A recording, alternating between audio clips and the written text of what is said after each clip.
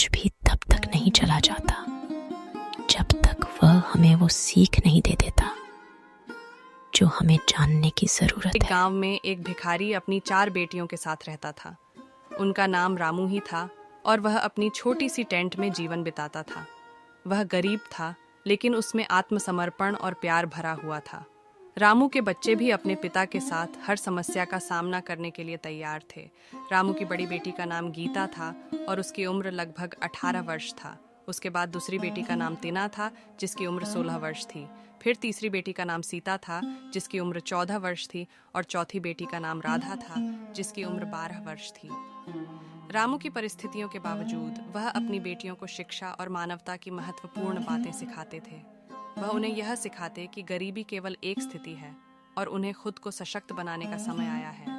उनकी शिक्षा ने उनकी बेटियों को आत्मविश्वास और साहस दिलाया। एक दिन गांव में एक शिक्षा कार्यक्रम हुआ जिसमें एक बड़ा शिक्षक भाषण देने आए। रामू और उसकी बेटियां भी उसका हिस्सा बने। शिक्षक ने उनके जीवन की कठिनाइयों के बारे में सुनकर उन्हें प्रेरित किया।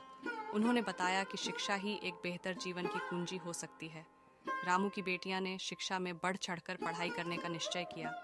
रामू ने अपनी छोटी टेंट को एक छोटे से पढ़ाई केंद्र में बदल दिया, जिसमें वे बच्चों को मुफ्त शिक्षा प्रदान कर सकते थे। समय के साथ रामू की बेटियां बड़ी हो गईं और उन्होंने अपने उच्च शिक्षा के लिए आवेदन किया।